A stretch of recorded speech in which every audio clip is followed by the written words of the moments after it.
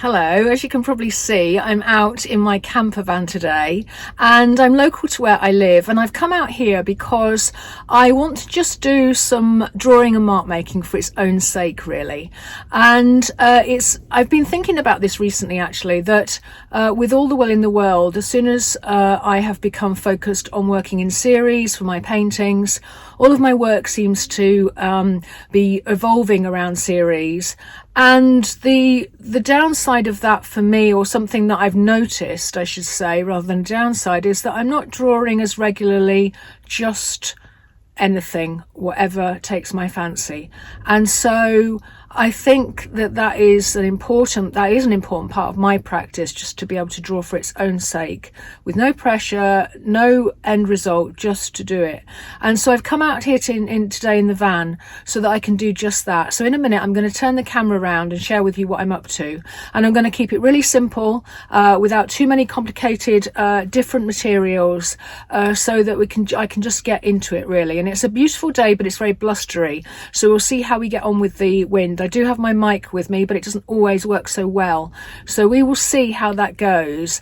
But in any event, it means that this van means that I've got a bit of shelter. I can have a cup of tea, and I can get going with some drawing. Okay, so this is my view from the van. I'm actually in the van. If you can see the inside of the van. So I'm in the van and this is my view, and I just thought I'd test this to see if the acoustics are okay, because having the mic on does cause some complications, but it is very blustery today. As you can see, really stunning views, quite misty and a bit sort of hazy in a way, on the moors, but you see the wonderful ramshackle building here and all of the paraphernalia which has caught my fancy. So to start with, I'm just going to show you the materials on the floor of my van at the moment. So the first thing is the sketchbooks. The top one is a Sea White of Brighton. That's a 15 centimetres cartridge paper. The one underneath is an A4 Hammer Muley, and that's a watercolor sketchbook. The top one is one of these travel journals, and the one underneath is an A4 size. So coming to the back there, and in the first pot, I've got the top palette is a watercolour palette, and underneath I've got gouache in that tray. And then I've got mixed media, just a selection. I've got some Inktense pencils, some woodies, some charcoal, and this ink pen, which is a fountain pen.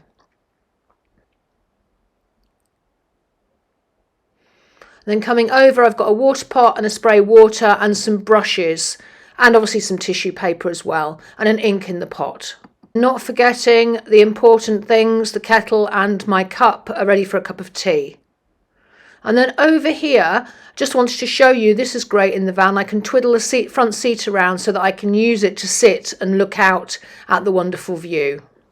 Okay, so I'm going to try and keep things really simple for myself, and I'm going to try and rotate this camera so you can see what I'm doing. So this is sort of the view, and what I'm going to do, and the light is hitting the sheet, so you won't be able to see as clearly as you might. There's nothing much I can do about the light. This is what I'm going to keep the camera on, and I'm going to get going. And I've decided to try my hand with the watercolour. And just let me grab my water pot, and I'm just going to do some colour first, and I'm going to do it really loosely. And it's really interesting because the kind of the whole of the background is it's a sort of almost putting the foreground into even more of a concentrated thing, which is the thing I'm going to worry about. So I am going to, that's that purple, yeah, that's good. I'm going to just throw some watercolour at the sheet, really, nothing more than that. And so I'm just being really loose, and I use this way of adding colour at the beginning just as a way of recording my initial response, really. And you can see I'm limiting the colour palette. I'm trying to get a richness of colour. And one thing to say is I did mention that this is about anything, and yet this is still the ramshackles. Well, it kind of isn't really, because the ramshackles are on the edge, but that's kind of a coincidence. I'm not using this drawing for the purpose of the series. I'm really just using this drawing as a way of recording one of my daily walks. So it's not completely dry, but it's getting there. So I think I'm going to steer away from using the ink pen.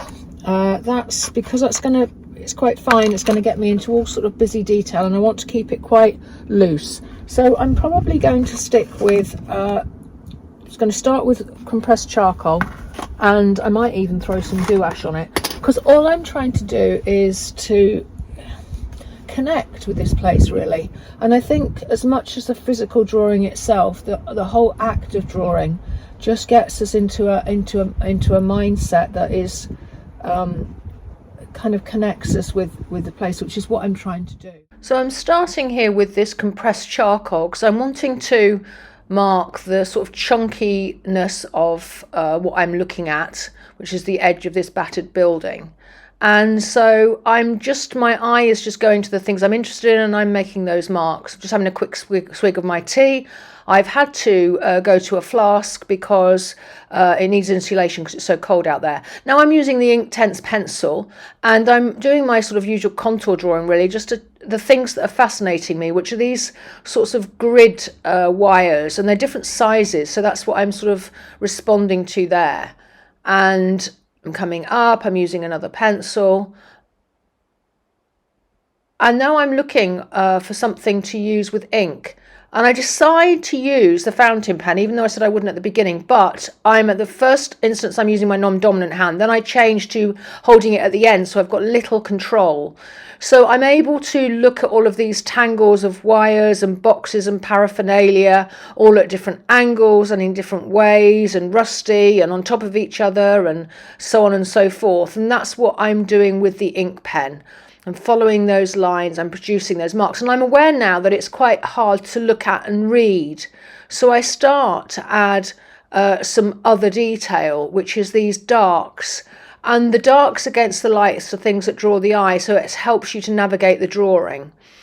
And then I realise I probably want to do a bit more dark, so I'm actually going to just use some of the gouache. And this is what this is, a burnt umber gouache. And I'm spraying it to make it less sort of blocky, and I'm adding it onto the other side just as a way of balancing and a way of denoting some of what I'm seeing across the other side of the page with this battered building. And I'm adding a bit of detail there as well, because I'm aware that I'm looking at all of that wood. And the blue is added because I want it to look more blocky than it was. It was looking quite sort of, had a lot of movement, and I wanted it more blocky because that's the energy of what I'm looking at. And now I'm just using an orange woody, just to denote some of the sort of wires and the planting and the kind of crisscrossiness. So it's all getting rather blowy, so I've shut the fan door now so that I can take this video without the pages flapping in the wind, which was what was happening. And so what I would say is that I was really trying to reflect the energy and drama of what was out there, rather than a literal scene in too much detail. And of course I could have done many more drawings, but I think, as I was saying at the beginning, I really want to get back to doing this regular drawing, and drawings that are not of anything in particular, that aren't for a particular series, that are just drawing to get my eye in, to experience things and to have a memory of it. And it may even turn out that I end up with a sketchbook that I just use for these sorts of drawings that are really almost like a visual diary, which is getting back to really what I was using drawing for about 10-15 years ago. Difference now that these drawings are much more expressive and loose and much less representational. I think in a way it's better to do short sessions more frequently, so maybe I do these a few times a week, but in any event, I think getting out to draw or staying in to draw, wherever you draw, whatever works for you, is a really lovely way, almost meditation, of your experience, really. And it does make you think in ways that you don't think if you don't draw. And I think that's much more it's more important, the actual what it makes you think about, than actually what the end result is, in a way. So thanks so much for watching. Next time I will be coming from Borders Art Fair. Next week is Borders Art Fair and I will be up there. It will be lovely to see you if you're local, but many of you won't be. But what I would say is that I will try and do a live video, so do watch out for that. And even if I do a recorded one, please watch out for that as well. So there will be a way of you catching me up there at the art fair. And I'd love to hear your comments on today's video, so please do pop them in the notes, and I'll catch you next time. So thanks a lot. Bye bye.